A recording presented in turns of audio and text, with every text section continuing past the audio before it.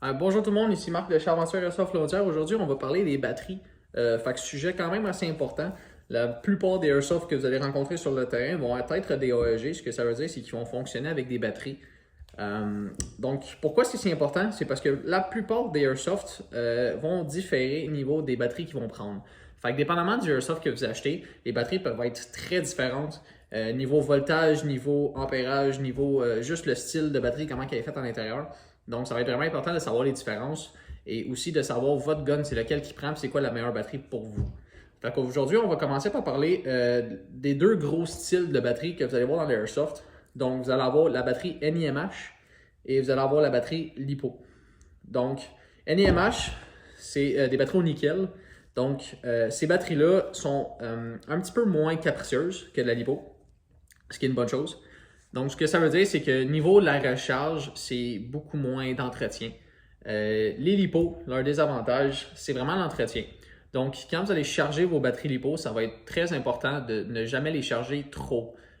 Trop étant passé 100% de charge. Donc, si vous avez un chargeur intelligent qui soit vous montre le pourcentage de batterie ou qui stoppe le chargement à 100%, c'est quelque chose qui peut être très intéressant. Parce que si vous les oubliez sur le chargeur, ceux-là, souvent ils vont se mettre à gonfler. Une fois qu'ils sont gonflés, très souvent les batteries sont inutilisables, ils ne fonctionneront plus. Et si vous les laissez passer ça et continuer à les charger, dans les pires cas, ils peuvent pogner en feu, exploser, gaz toxique, tout le kit. Donc, pas des choses que vous voulez qui arrivent à vos batteries.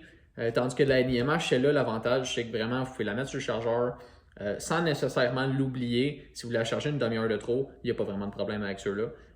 La seule affaire avec ceux-là, c'est que quand vous les rechargez, c'est bon de toujours les vider avant de les recharger et pas les recharger en plein milieu.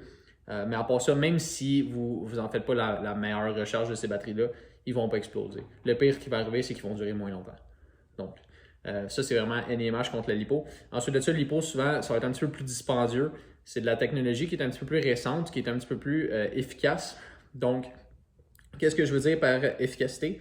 La batterie NIMH, ça fonctionne comme n'importe quelle bonne vieille batterie. Ce que ça veut dire, c'est qu'avec le pourcentage de batterie, la performance va descendre. Donc, le voltage descend à l'intérieur de cette batterie-là. Ce que ça veut dire, c'est que, admettons qu'on joue en full auto, à 50% de charge dans votre batterie, vous allez déjà avoir une bonne drop de performance au niveau de votre full auto, la cadence de tir que vous allez avoir dans votre gun. Tandis que de la LiPo, jusqu'à à peu près 10%, ça va être exactement la même performance. Donc, vraiment, là, si on faisait une courbe, la NIMH, elle va commencer ici, puis avec le temps, elle va descendre dans sa performance comme ça. Tandis que de la LiPo, elle commence en haut, toujours égale, puis à la fin, drop d'une shot. Donc, pour les airsoft, c'est sûr que c'est avantageux d'avoir une batterie qui va garder sa performance vraiment tout au long de la journée. C'est pour ça que la LiPo commence à être de plus en plus populaire et qu'on commence à l'avoir de plus en plus sur les terrains. Nous ici, en magasin aussi, on dirait que honnêtement, on en vend de plus en plus. La NIMH, on en vend de moins en moins. Cela étant dit, ce n'est pas des mauvaises batteries, la NIMH. Je vous dirais, si c'est pour faire du tir sur cible ou si c'est pour un enfant, ou est-ce que vous ne voulez pas vraiment avoir besoin de vous occuper des batteries, les NIMH, c'est encore un très bon choix pour ceux-là. Et souvent aussi, ils sont moins chers que la LiPo. Donc, ensuite de ça, il va y avoir deux gros connecteurs dans le monde du airsoft. Vous allez avoir le Tamiya, comme ça. Celui-là ici, c'est un mini Tamiya. Il y a aussi gros Tamiya. Gros Tamiya, c'est plutôt rare. Je vous dirais pour la plupart, ça va être mini Tamiya que vous allez voir. Et ensuite de ça, vous avez le Deans, comme ça ici. Ou aussi, on l'appelle le T-plug, parce qu'il est un peu en forme de T, comme ça, si vous pouvez voir. Donc, les Tamiya contre les Deans, honnêtement, il n'y a pas un gros débat à y avoir. Les Deans sont meilleurs sur à peu près tous les points. Donc, premièrement, ils sont beaucoup plus faciles à connecter. Le Tamiya, si vous voyez à l'intérieur comment c'est fait, ça va être deux petites pins de métal. Je ne sais pas si ça va focuser. Comme ça. Fait que c'est deux petites pins de métal à l'intérieur qui vont s'insérer dans le mâle-femelle. Ce que ça veut dire, c'est que souvent, ces pins-là, quand ils ne sont pas parfaitement alignés, c'est un petit peu difficile de venir les connecter. Fait que des fois, il faut gosser un petit peu pour les connecter, ces batteries-là. Ça peut devenir un petit peu fatigant après un bout. Tandis que le Deans, c'est vraiment simple. Juste rentrer les trous. C'est des petites barres avec des plaquettes courbées par-dessus. Fait que ceux-là, ils rentrent super bien à l'intérieur. J'ai jamais de problème avec ça. Donc, non seulement ceux-là sont meilleurs pour niveau facilité de connexion, mais en plus, la connexion en tant que telle est beaucoup mieux dans ceux-là. Il y a moins de résistance à l'intérieur d'un connecteur Deans qu'à l'intérieur d'un connecteur Tamiya. Ce que ça veut dire, c'est que vous allez gagner un petit peu de performance avec ceux-là. Donc, il y a moins de votre voltage qui va être perdu à l'intérieur du connecteur. Donc, souvent, vous allez gagner peut-être une ou même peut-être 2 balles secondes de plus en full auto avec votre batterie Deans. Ce qui est une bonne chose. Par exemple, les batteries Dean, ce que j'ai remarqué un petit peu peut-être par expérience, c'est peut-être juste moi, mais ils ont tendance peut-être à se vider un petit peu plus rapidement, les batteries. Pas une grosse affaire, peut-être un petit 5%, mais j'ai tendance à dire que les batteries durent un petit peu moins longtemps sur le Dean. Ensuite de ça, vous allez avoir les différents styles de voltage. Donc, chacune de ces batteries-là ici, on voit différents styles de voltage. Donc, si on commence avec la NiMH, le plus répandu, ça va être la 9.6 volts. Et ensuite de ça, dans le plus petit, vous allez avoir du 8.4 volts. Pour la plupart, la NiMH, le voltage n'est pas super important. Je vous dirais 8.4 volts. La seule raison pourquoi vous devriez utiliser ça, c'est si les 9.6 sont trop grosses pour rentrer dans votre gun. Comme par exemple, si vous avez, mettons, un P90, mettons, où est-ce que les batteries vont en arrière, puis vous voulez utiliser la NiMH, les NiMH 9.6 souvent sont trop grosses. Fait que vous allez utiliser une 8.4. Mais à part ça, honnêtement, 8.4, c'est pas super comme batterie. La performance est vraiment pas là comparé aux options un petit peu plus récentes. C'est un petit peu plus ancien comme batterie. Donc, de moins en moins, je vais recommander la 8.4. Et ensuite de ça, vous avez le 9.6, bien sûr, qui est un peu le standard NiMH aujourd'hui. Pour la LiPo, vous allez avoir plus de voltage que ce que je vais parler aujourd'hui. Par exemple, pour tout ce qui est Airsoft, ça va pas mal rester là. Donc, vous allez avoir le 7.4 volts ainsi que le 11.1 volts. Donc, on voit quand même une bonne différence de grosseur sur ces deux batteries-là ici. Donc, la différence, c'est vraiment juste le voltage. Dépendamment de votre gun, c'est pas tous les guns qui vont être capables d'apprendre le gros voltage, le 11.1 volts. Souvent, ce qui va arriver, c'est que vous allez soit faire fondre des fils à l'intérieur, soit brûler des contacts de la gâchette avec le temps. Ce ne sont pas des choses que vous voulez qui arrivent dans votre gun, bien sûr.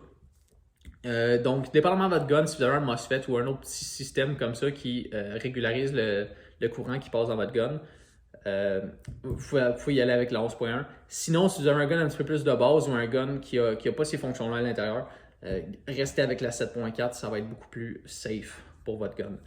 Ensuite de ça, il va y avoir de la 14.8 volts et en haut. Souvent, ces batteries-là vont être utilisées pour les auto-téléguidés.